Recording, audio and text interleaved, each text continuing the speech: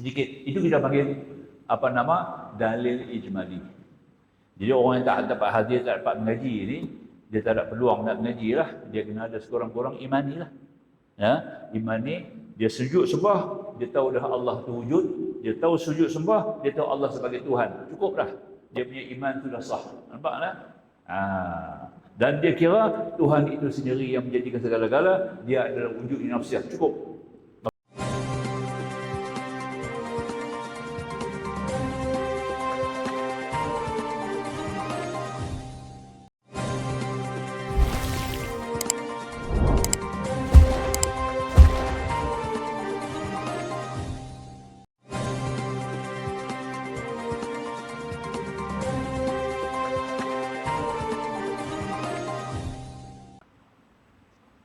Alhamdulillah wassalatan wassalaman ala Rasulillah wa alihi wa sahbihi wa man nasarahu wa wala. Jadi ikut iman orang, ikut soal akidah, soal ghaib, soal kepercayaan ini kita bergantung kepada orang, itu adalah salah. Kita kena guna dalil akal sendiri. Allah bagi akal. Sebab akal ni dia punya sifat dia. Yang pertama sekali munasabah. Itu hakikat akal. Ya, sifat akal ni yang pertama sekali dia munasabah. Kalau tak munasabah, akal tak terima sebab orang tak masuk akal. Ya. Kedua, dia hanya boleh terima benda yang benar. Akal tu hanya boleh terima benda yang benar. Nampak? Allah buat akal tu betul ya. Dia hanya boleh terima benda yang benar. Bergantung kepada ilmu yang betul, ilmu yang benar. Nampak tak? Ya. Itu akal. Yang ketiga, dia amat penting sekali akal ini. Soal yang berkaitan dengan akal ni adalah soal yang berkaitan dengan hukum. Dia kena bagi hukum kepada akal. Sifat dia mesti diberi hukum, iaitu hukum akal. Tiga ni, itu akal. Kalau tak ada tiga benda ni, tu kita tak ada akal. Kasar sikit lah. Tu lah. Duduk di mana lutut? Dia duduk di lutut akal dia. Tiga perkara. Pertama, dia munasabah. Akal hanya boleh terima benda yang munasabah. Tak munasabah, akal tak terima. Nampak? Munasabah ni pula ada 5 munasabah. Itu dia. Ini mengaji ilmu mantik. Apa yang saya urai tadi. Ya, munasabah pula ada 5 lagi. Nampak? Ya. Itu dia. Sekurang-kurang munasabah yang kata tadi yang pertama tadi ini, ya, yang kata munasabah yang pertama tadi ini, dia boleh terima ada dengan tidak, dan tidak dengan ada secara jajar. Nampak tak? Contoh, itu kita menjadi ilmu mantik dalam ilmu alat untuk memahami Al-Quran dan hadis. Dia ada ilmu mantik. Ilmu mantik dia kata setiap yang wujud bukan mesti kata dia itu, setiap yang wujud bukan mesti kata dia ada, boleh dilihat. Setiap yang tidak dilihat bukan mesti kata dia tidak ada. Nampak? Dia biru betul munasabah. Allah boleh tengok tak nampak kan? Tapi Allah wujud kan? Kita tak boleh nampak. Bukan mesti setiap yang wujud itu mesti nampak. Itu munasabah kan? Itu mantik. Setiap yang wujud bukan mesti kita dia kena nampak. Nak nampak terjemah yang baru nak sembah. Maka itu kita naik saksi, kita orang bertanya kepada Hanafi, Imam Hanafi, betul ke kita saksi pada benda yang tiada? Dia kata betul. Betul tak kita saksi pada benda yang tidak ada? Betul. Pasal apa betul? Allah hang tak nampak, tapi hang saksi kita ada. Asyhadu an la ilaha illallah. Dia ada. Itu munasabah. Itu bahagian munasabah. Kedua, setiap benda yang tidak ada bukan mesti kita tidak ada. Nampak tak? Setiap benda yang tidak ada bukan mesti kita tidak ada. Tak nampak Tuhan bukan mesti Tuhan tak ada. Nampak tak? Itu sense. Orang putih kata sense. Common sense. Nampak tak? Ya? Itu munasabah. Itu bagian mantik. Kami mengaji bab tu asing. Mantik. Hari ni orang tak mengaji dah mantik ni. Di pondok-pondok orang tak mengaji dah. Nampak tak? Mantik. Ilmu logika. Nampak tak ya? Bagus, sedap mengaji ilmu tu. Memang cantik ya. Kita mengaji ilmu tu cukup sedap. Banyak kan? Jadi kita faham mantik ni kita boleh terima lah. Ya, bukan setiap benda yang kita boleh lihat, benda itu dihukum sebagai yang benar. Ada yang kita lihat tidak benar. Nampak tak? Orang buat silap mata kan? Banyak benda kita dapat tengok tapi tak benar. Sihir. Contoh dalam Quran Tuhan sebut apabila ya kamu berhadapan dengan tukang-tukang sihir Firaun, maka kamu akan melihat sesuatu yang agak ganjil. Dia lempar tali jadi ulang. Nampaklah. Banyak ulang-ulang. Ya. Nak serang Nabi Musa dan Nabi Harun. Allah kata jangan takut. Ya. Kamu campakkan tongkat. Tongkat tangan dia itu, dia campak tongkat. Dia campak tongkat itu jadi ulang. Jadi ulang yang datang kepada tongkat Nabi Musa dan ulang yang datang kepada tali tukang-tukang sihir itu tak sama. Walaupun nampak ada sama saja tak? Itu mantik. Kita setiap yang kamu lihat, bukan mesti benda itu benar. Nampak tak? Nampak? Itu mantik kan? Bagian mantik. Dalam bab menasabah. Ya? Jangan takut. Allah kata jangan takut. Itu hanya silap mata. Nampak tak? Dia tetap tali, dia bukan ular. Tapi mata kamu disilapkan. Disilapkan oleh siapa? Syaitan. Itu dia. Nampak tak? Begitu kan? Maka kamu nampak. Maka itu bila tambah juga Nabi Abang, bahawa pemandangan mata itu adalah satu panahan daripada syaitan. Kalau kamu tengok seorang perempuan, nampak tak? Allah nak bagi jadi kamu, lihat tadi ni, syaitan tu akan rupa perempuan yang kita tengok tu, jelita, cantik, daya tarik. Sebenarnya bukan. Nampak? Itu silap mata dia bagi. Macam ular-ular, macam tali-tali yang jadi ular. Tu contoh, faham? Quran sebut. Ya. Jadi maka tak dapat tidak, bila dia campak, tongkat dia jadi ulang, yang tu ulang betul. Sebab Allah juga yang buat tongkat, Allah juga yang buat ulang. Nampak tak? Jadi ulang yang sebenar itu adalah ulang yang dicampak dengan tongkat Nabi Musa. Ulang tu makan habis oleh ulang kecil yang datang daripada tali tadi. Jadi yang tali itu, ulang tali itu bukan ulang tali. Hanya silap mata kita nampak tali, nampak ulang. Ulang yang datang pada tongkat Nabi Musa itu adalah ulang betul sebab dia datang daripada Allah. Nampak tak? Dia bukan datang daripada syaitan. Sahih kan? Beza mukjizat dengan sihir. Nampak tak dua? Itu dia panggil khawariqul adat, benda yang mencari adat. Dua-dua mencari adat. Mukjizat pun mencari adat, sihir pun mencari adat sebab dia bukan berlaku secara hukum adat.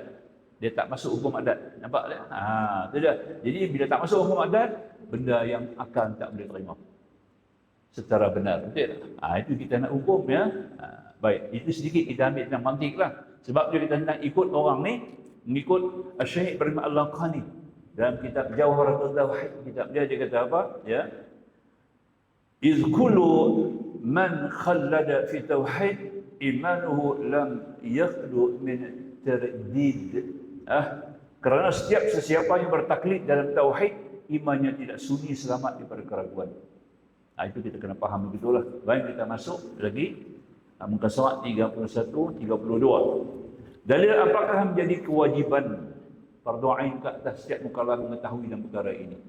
Dalil yang menjadi kewajiban fardu ain ke atas mereka mengetahui adalah dalil ijmali, dalil tafsili, menjadi fardu kifayah ke atas mereka. Ya, seperinci menjadi fardu kifayah. Kita nak kenal Allah, wajib kenal Allah, kenal dengan dalil. Kita wajib kenal Allah, tuan-tuan dan puan-puan. Kita wajib kenal dengan dalil. Kita ada akal, akal tu kena cari dalil. Yang kita sebut tadi, akal tidak menasabah. Ya? Menasabah atau tidak langit bumi ni ada pencipta? Tidak. Mesti semua akal kata dia. Mana boleh benda jadi sendiri? Ya? Akal tak akan terima benda boleh jadi sendiri. Ya? Itu kata faham etis. Faham golongan mulhid, golongan dahriyun. Depa ni kata alam langit bumi ni jadi sendiri. Boleh terima akal? Naik satu rumah dengan sendiri. Masuk-masuk ke dalam rumah tu semua ada pada interior semua ada semua rumah. Boleh kita kata rumah tu tak ada orang. Rumah tu main sendiri.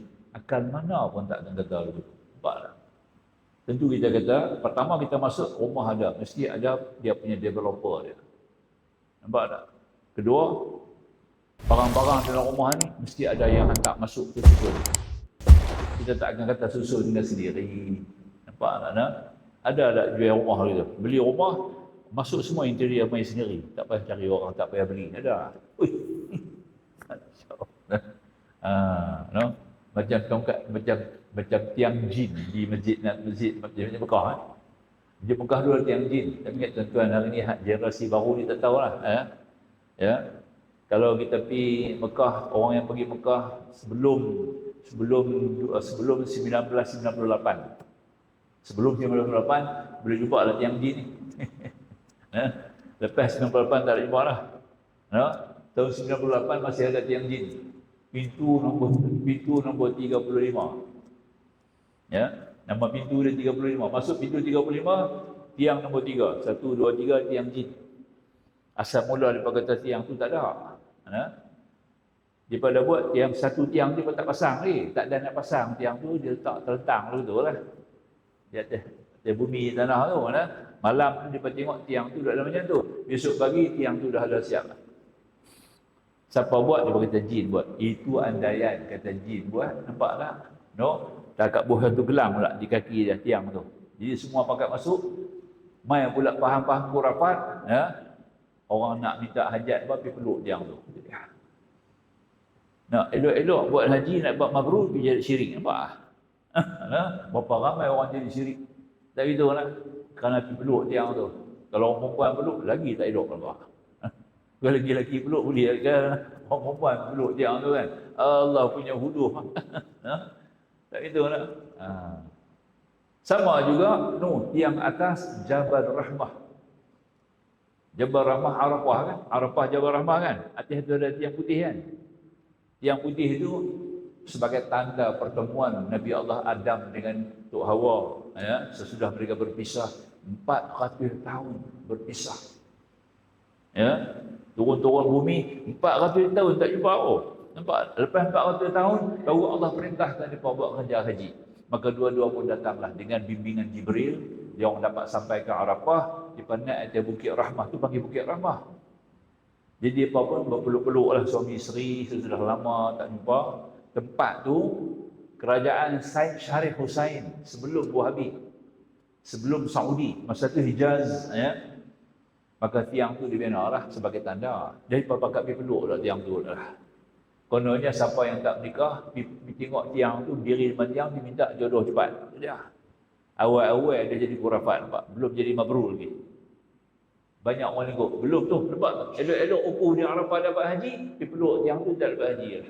Batal haji, nampak? Tengok, jawab silap bila yang tak betul lah.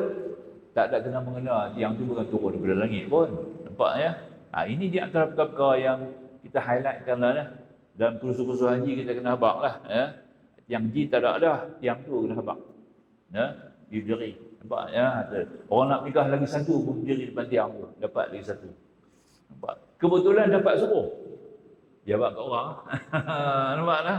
Coincidence. Allah Ta'ala bagi jadi benda tu betul ya?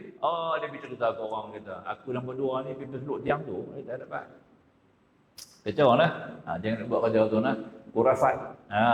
Bawa syirik. Habis kita punya batal dengan syahadah kita pun batal. Terus. Balik-balik batal syahadah. Semua amalan kita hapus. Na'udzubillah min dzalik. Kemudian kita lihat pada muka surat. Ni faham ijmal ni.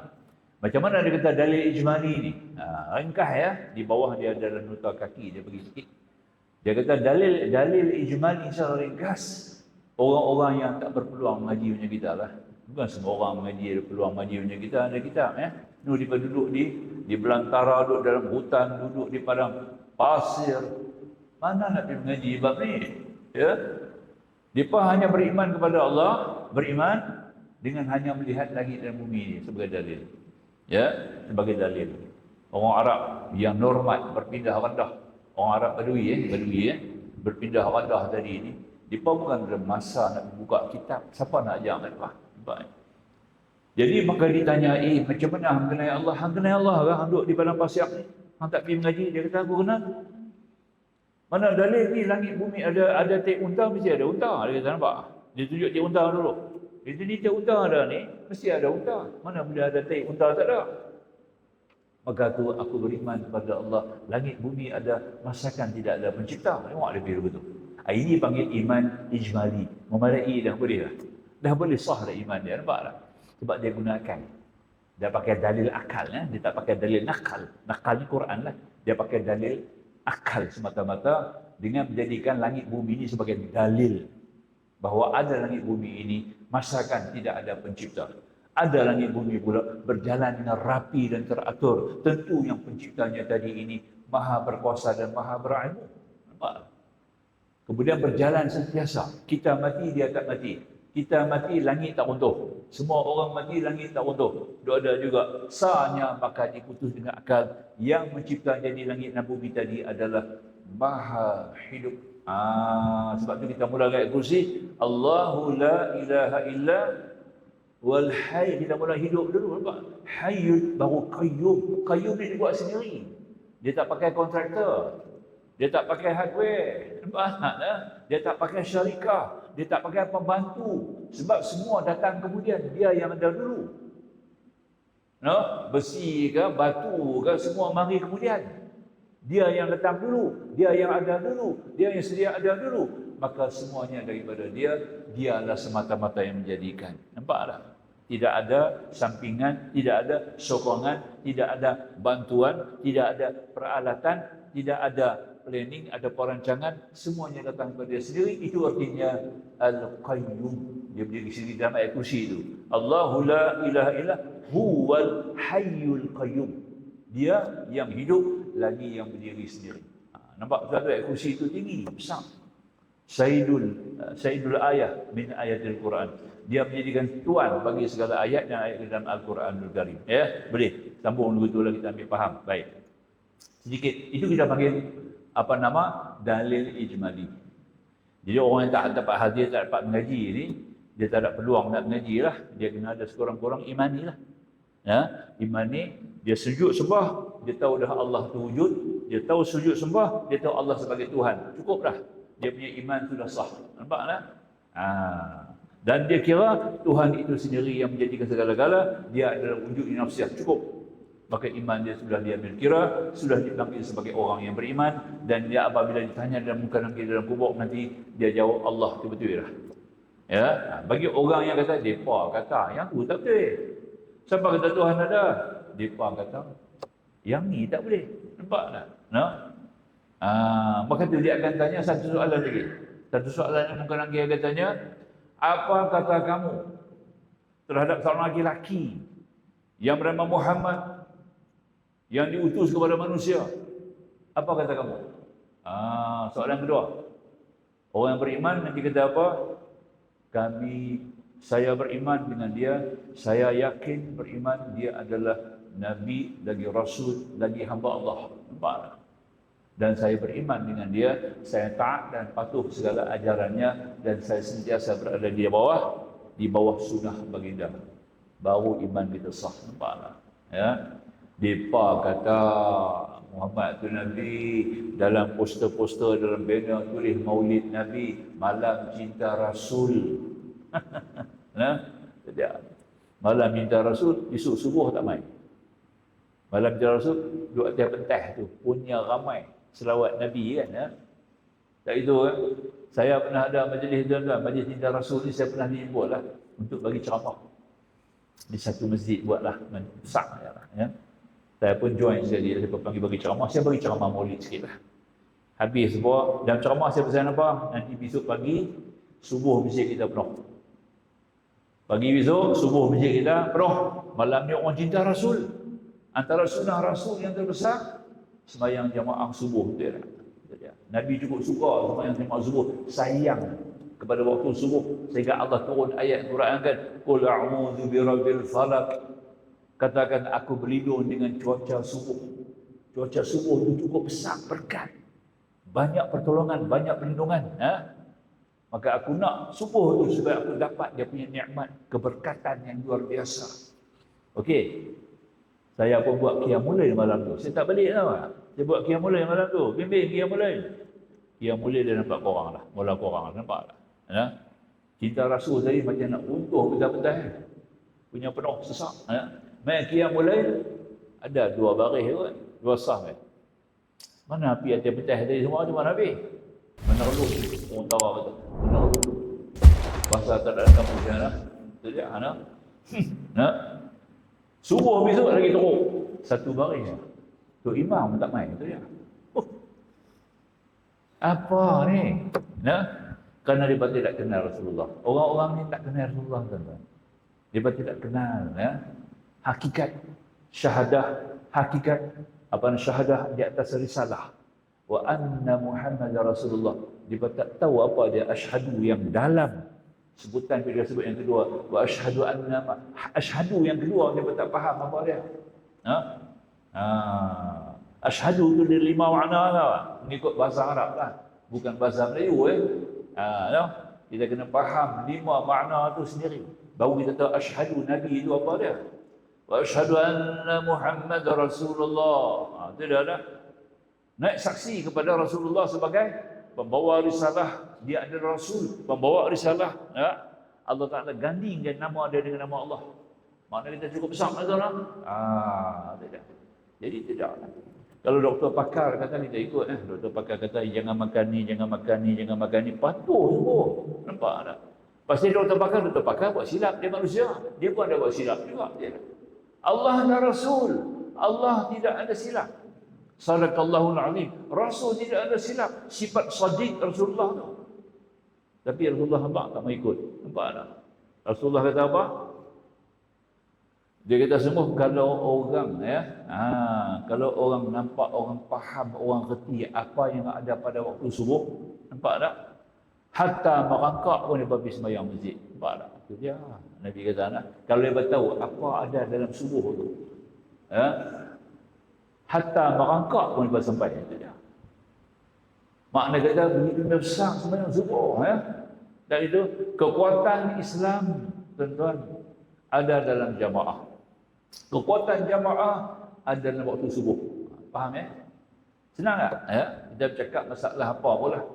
Kekuatan umat Islam ni berada dalam jamaah. Alaikum bil jamaah, Nabi kata. Betul tak? Kekuatan jamaah ada dalam waktu subuh, tuan-tuan. Kalau subuh jamaah dia kemas, waktu lain tak ada masalah. Betul tak? Sebab tu orang Yahudi, tentera Israel boleh kata tak tentera Arab. Nampak? Sampai bila hangpa tak boleh atasi kami, tak boleh menang dengan kami. Selagi masjid nampak, subuhnya tak semacam sembahyang Jumaat. Itu dia. Nampak? Yahudi kata, Israel, dia pada ada kitab Taurat ada sebut lah, kelebihan sembahyang subuh, umat-umat Islam yang akan bangkit di akhir zaman, yang akan penuhi sembahyang subuh, bagaimana kekuatan mereka. Ada sebut dalam kitab Taurat tak? So dia tahu, dia tengok masjid kita kosong, duduk kosong kam tu, dia kata, nampak. Dia tidak dapat berkat daripada langit. Tuhan tak buka berkat, maka itu tidak ada kekuatan. Kekuatan iman dia lemah, kekuatan akal pun lemah, nampak ya. Kekuatan ilmu dia pun lemah, Hilang 6 kekuatan. Said Sabiq, seorang ulama besar, saya dan jumpa di Mesir, di Mekah. Said Sabiq tulis dalam kitab Uquwatul Islamiyah, nama buku tu Kekuatan umat Islam Dia kata 6 kekuatan umat Islam hilang. Pertama, kekuatan akidah hilang. Kedua, kekuatan ibadah hilang. Ketiga, kekuatan ilmu hilang. Keempat, kekuatan ekonomi hilang. Nampak? Kelima, kekuatan budaya hilang. Nampak? Dan akhir yang keenam kali, kekuatan perjuangan hilang. Jihad tidak ada. Nampak? 6 kekuatan hilang tentang umat Islam. Dan ini kita kena tarik balik kekuatan tu. Kekuatan akidah hilang. Berapa kerat mengaji ilmu ni apa? Ilmu sifat 20 ni berapa kerat mengaji? Tak ramai yang mengaji kan? Yang hukum bid'ah tu apa ada je. Bid'ah Nabi tak buat, dia kata. Nampak? Lagi teruk. Itu dia. Kekuatan ibadah tak ada. Ilmu bab semayang pun tak banyak yang tak reti ni. Semayang dengan betul. Tak ada lagi nak. Tengok tang semayang kita boleh reti dah. Cara sujud dia, cara rukuk dia, pun tak betul. Rukuk ada pegang betih berapa banyak? Rukuk pegang betih. Bukan pegang lutut. Rukuk pegang betih. Siapa ajak dia dulu dah. Tak mengaji, ikut orang, nampak dia macam tu, cuba pergi mengaji. Orang rukuk pegang lutut, dia rukuk pegang betih, nampak tak? Dia mau pahala lebih kot. Pegang betih tu, Jadi itu sujud. Ujung-ujung jari tak kena perut jari sujud. Tergantung dia jari dia mana pakai main letak tempat sujud. Sujud tu tak sah. Nampak? Tak cek bacaan lagi. Nampak tak? Kekuatan ibadah hilang. Termasuklah sembahyang jemaah. Masjid-masjid sudah korang. Kekuatan ibadah tidak ada. Nampak tak? Ya. Kalau puasa apa? Kekuatan makan yang kita nampak. Kekuatan puasa tak nampak. Kekuatan makan nampak. Kekuatan puasa tak nampak.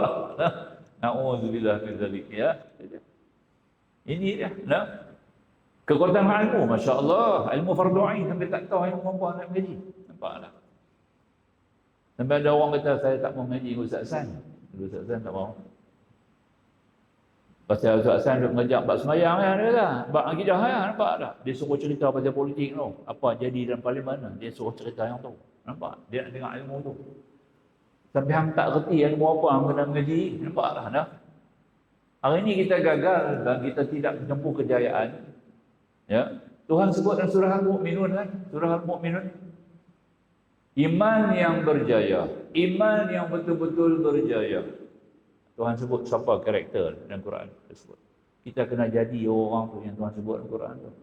Ya. Banyak kali kita sebut benda kita highlight kan ya. Iman yang sukses. Qad aflahal mu'minun. Berjaya orang-orang yang beriman. Tuhan sebut. Siapa orang-orang iman yang berjaya? Alladzina hum fi salatihim khashi'un. Yakni mereka yang khusyuk pada sembahyang. Itu satu contoh. Kalau tak khusyuk, tak ada iman. Belum iman lagi. Iman tak sempurna lagi. Sembahyang tak boleh khusyuk. Artinya iman kita belum sempurna. Ada cacat dalam iman. Nampak tak? Masih lemah. Masih berkarat lagi. Kalla bal rana ala qulubihim ma kanu yaksibun. Bahkan hati dia berkarat. Tuhan kata, nampak tak? Ya. Tuhan nampak tak? Ya. Lagi yang kedua. Walladzina hum 'anil lahwi mu'ridun. Yakni mereka pada perkara yang sia-sia dijauhi. Perkara sia-sia tak buat. Nampak tak? Tak mau mengaji, duduk di rumah saja sia-sia. Tu rugi. Nampak tak? Habis-habis sembahyang maghrib, tok guru duduk tunggu. Dia pakai keluar lari balik macam tu. Nampak tak? Ya. Tapi duduk di rumah lagi baik. Duduk di rumah saja, pergi tengok TV. Nampak tak? Ya. Ini orang yang tak cerdik. Bukan bodoh, tak cerdik. Nampak? Bodoh kena masuk sekolah ni. Sekolah apa? Sekolah spastik. Ya, dia tak bodoh. Nampak tak? Dia cuma tak cerdik. Tak cerdik ni berarti tak tahu pilih yang baik. Tak tahu pilih yang betul. Nampak tak? Ini tak cerdik. Sebab Nabi kata, tahu tak kamu siapa yang cerdik? Nabi pernah tanya. Sahabat kata yang cerdik ni pintar. Ya. Orang yang ada ilmu boleh buat macam-macam perkara. Bukan. Orang yang cerdik, Nabi kata, dia akan menyediakan bekal untuk menghadapi hidup yang kekal. Itu dah nampak. Ini orang yang cerdik. Jadi majlis ilmu, dia tak tahu betapa penting besar majlis ilmu ni.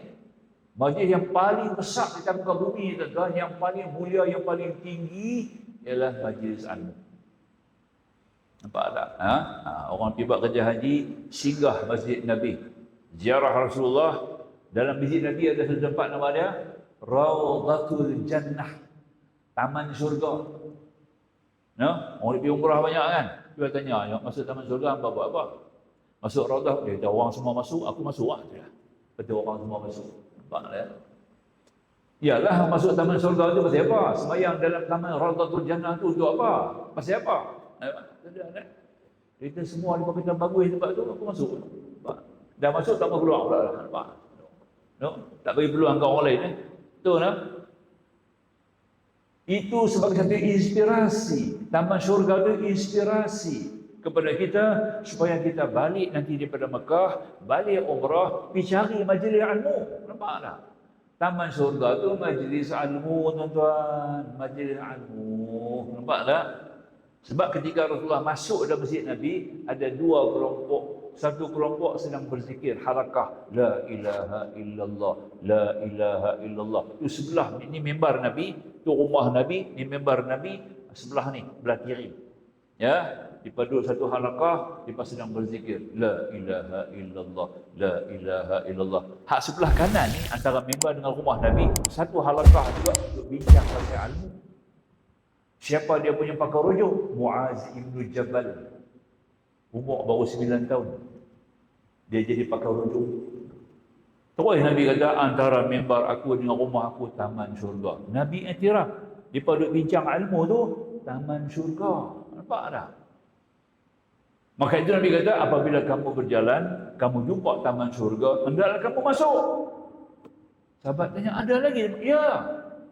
Apa dia taman syurga tu? Majlis zikir, majlis ilmu, majlis tazkirah. Itu dia. Maka tu balik pada umrah, kena rajin ngaji lah. Nampak tak? Nah? Dah, tak ngaji. Habis ni apa? Seronok di umrah. Dapat seronok lah. Nampak tak? Dia, nah? Sepatutnya kena ada inspirasi, kita balik bagi ada kekuatan dan jiwa. Tambah-tambah Pak Haji lagi buat, nah? Pak Haji lagi kena, nah? Tu, nah? Pak Haji lah. Tu dia, balik. Tu dia, tak masuk majlis ilmu langsung. Ya. Ada peluang, ada masa. Nabi kata dua perkara orang rugi. Ya, depa ada dua perkara. Umat Islam ni banyak rugi. Nabi tak kata umat Islam, dia kata manusia rugi kerana dua perkara. Pertama, ketika sehat. Kedua, ketika lapang. Dua benda ni kita buang. Nampak tak? Kita tak nikmati dengan sebaik-baiknya. Pertama, dia kata tadi sehat badan. Sehat badan. Boleh makan, boleh minum, ya. Tak ada pantang, semua boleh. Puasa sunat, buat, apa boleh? Dia tak? Dah tak boleh makan, puasa buat apa? Nampak tak? Tepang boleh duduk makan, boleh duduk minum, boleh makan semua sapi, belakang boleh. Nampak tak? Nah, selera masih duduk kemas hari. Puasa sunat, jangan tinggal. Nampak tak? Dia akan menyegarkan lagi kita punya selera, akan segarkan lagi kita punya kesihatan, tuan-tuan. Isnin kami puasa ni, esok Isnin puasa lah esok. Kalau banyak umur, niat malam ni siap-siap. Ya? Allah kiranya kau izin kau hidup esok, aku nak puasa sunat hari Isnin. Nampak tak? Malam ni dapat pahala. Kalau mati malam ni, mati dalam puasa lah. Itu dia. No? Boleh tak? Pasal apa? Engkau bagi nikmat, aku boleh makan, boleh minum, ya Allah. Sebagai tanda syukur kepadamu. Syukur, maka aku puasa besok, ya Allah. Itu dia. Kau betul. Nampak? Boleh tidur. Duduk tidur, lena tidur, ngaji pun tidur. Nampak tak? Dia tak? Mai aku bangun tahajud. Boleh tak? Bangun tahajud. Sementara dah tak boleh tidur, bangun tahajud. Apa nak? Sementara boleh duduk tidur ni, letak kepala lena. Nampak tak? Berdiri boleh lah. Nampak tak? Duduk boleh lah. Makan boleh lah. Duduk makan boleh lah. Kan? Yang berat tu mengaji lena. Tak apa, semua tu bagus. Maknanya kita subuk dia boleh lena. Bagus. Maka aku bangun tahajud malam. Itu cantik Tuhan nak tengok tu lah. Ya Allah, kau bagi nikmat tidur dekat aku boleh tidur subuh-subuh. Maka aku syukur kepadamu, ya Allah. Aku bangun tahajud malam ni. Itu dia. Dia tak? Ya?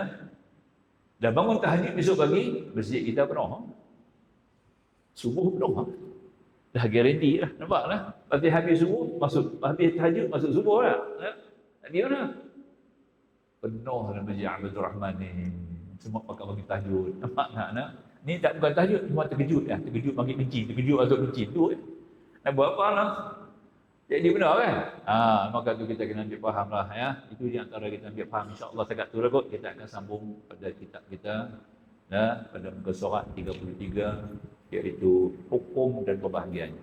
Kita akan mengaji bab hukum. Nak kenal hukum. Dalam Islam ni ada 3 hukum lah. Pertama hukum akal. Kedua hukum syarak. Ketiga hukum adat. Itu kita akan berjalan kemudian. InsyaAllah bulan depan. Harap tuan-tuan datang lagi sekali lagi. Saya pun minta panjang umur. Boleh hadir sekali lagi kuliah. Pasang niat sekarang. Hari ni pasang.